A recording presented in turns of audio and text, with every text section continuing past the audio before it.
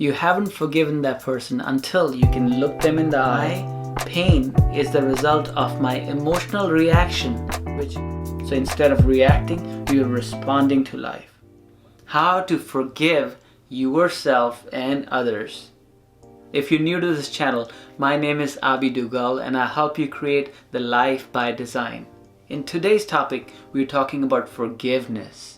Most importantly, forgiveness for yourself. While it's very important to forgive other people because you want to cultivate a social relationship with them, but the most important part is to be able to forgive yourself because you want to stay happy and satisfied. If you're holding on to anger, it's like holding on to a burning coal with an intention of throwing this coal at someone. While as you throw the stone, while that stone is going to hit someone or not is uncertain. But one thing is certain here, it's going to burn your hand first.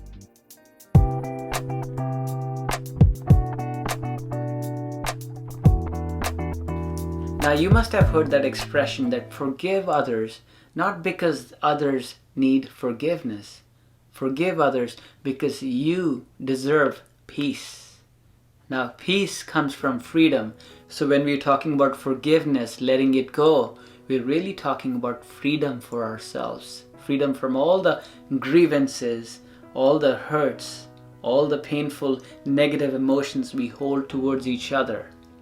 So this is the conversation between a monk and a person, and this conversation, if you understand it, would help us conceptualize the pain behind the forgiveness. So this conversation, a monk asks a simple question. So allow me to ask you that question.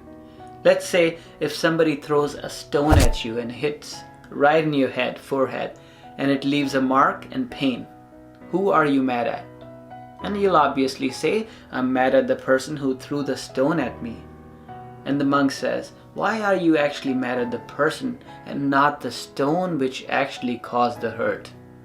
And then you say, because the stone is simply a vessel used by the person who threw the stone with their intentions. The stone is helpless. Now the monk responds that the same logic can be applied to a person. The person who is throwing the stone is also helpless. They are just carried away with their emotions, so you should really be mad at the emotions behind the person throwing the stones, using that person to be a vessel.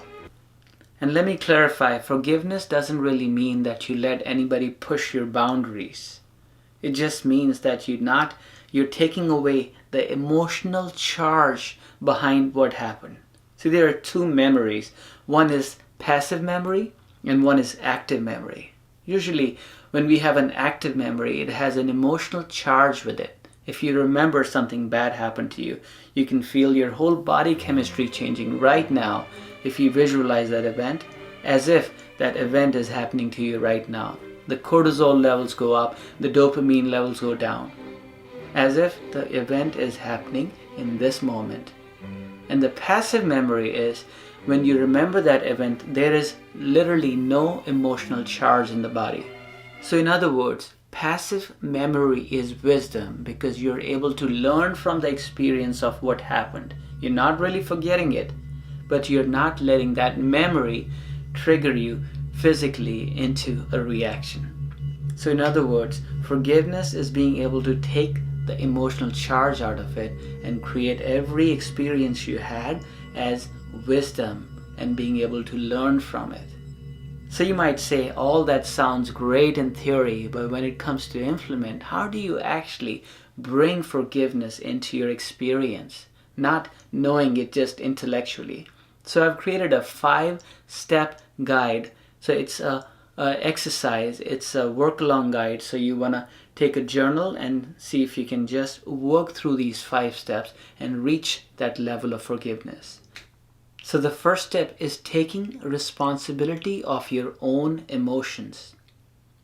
See, if my outside situation is not working the way I want, then I want to be able to go tap inside and change these emotions because I am responsible for my own emotions.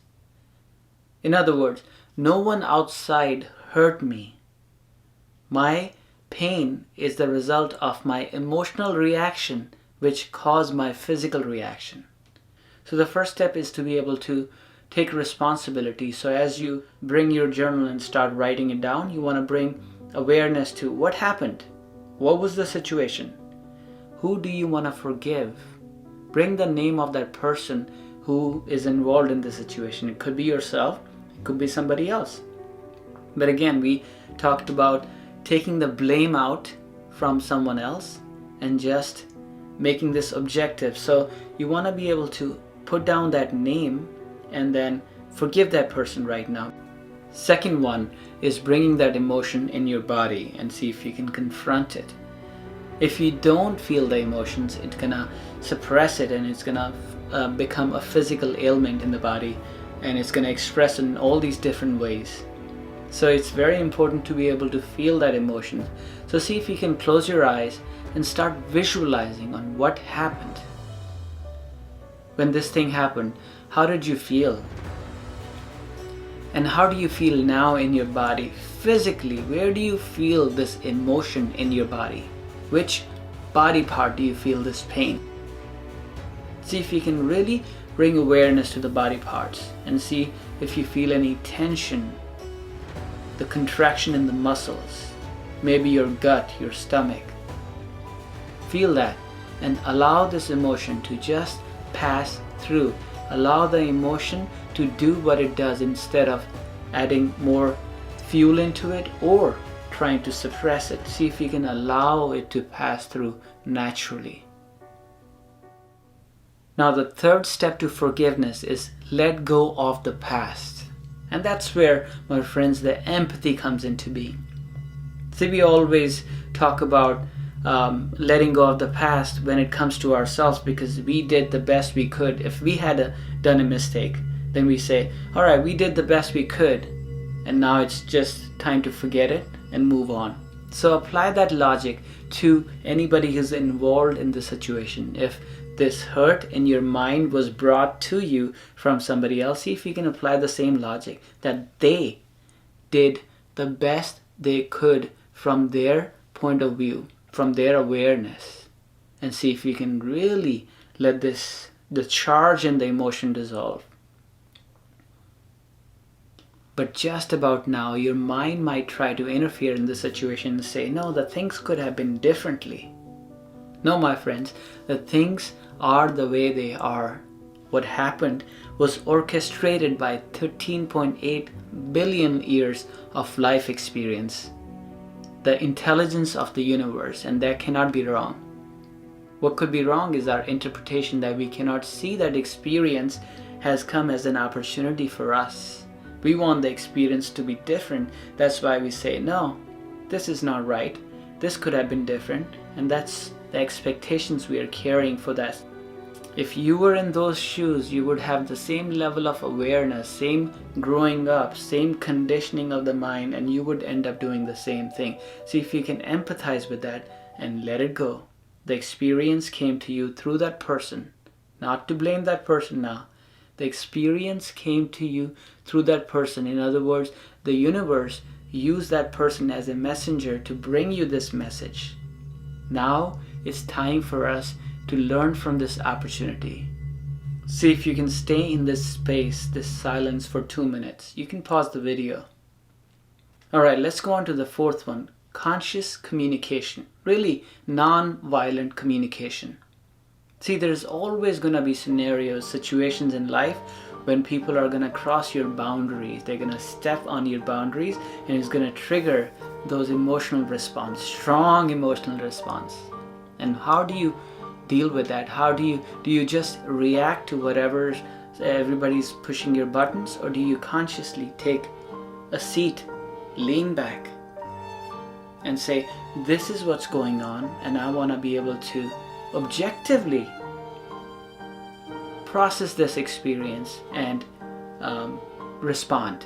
So instead of reacting, you're responding to life. So in other words, when you're communicating, you can present the communication as objective observation instead of your interpretation.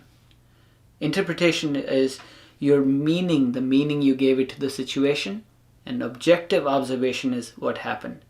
So let me give you some examples and you tell me which one is the observation and which one is your interpretation. So let's say you go to a party with your partner, and as you're talking to someone, you notice your partner talking to this girl or a guy. And when you're coming back and driving back in the car, you tell your partner, "Hey, I saw you flirting with that girl." So instead of saying, "I saw you flirting with that girl," you could have said, "I saw you talking to that girl for more than an hour." That's a fact, an observation. The second one is the interpretation. "I saw you flirting with that girl." All right. Second one, let's say your partner is coming from long hours of working at the office and you say, "I see your family is not important to you anymore." Instead, you could say, "I see you have been spending more time in the office." See, there's a subtle difference between the communication. One is your meaning and the other one is simple observation. The first one, when you're just observing objectively, you're not holding your partner as responsible for the situation. So see if you can bring this conscious communication whenever you're communicating in a dispute, an argument. See if you can bring awareness if it's just an observation or you're adding your meaning and adding fuel to the fire. The fifth one, very important, you haven't forgiven that person until you can look them in the eye and say, "I forgive you." Maybe give them a hug. So see if you can implement these steps, 5 steps to forgiveness. And I would love to hear from you in the comment section on what tricks you have in your bag and how you forgive. I hope you learned a little bit in this video, and if you did, and if you resonate with the content in the video, hit the like button and cheers. My name is Abhi Dugal and I help you create the life by design. Namaste and peace.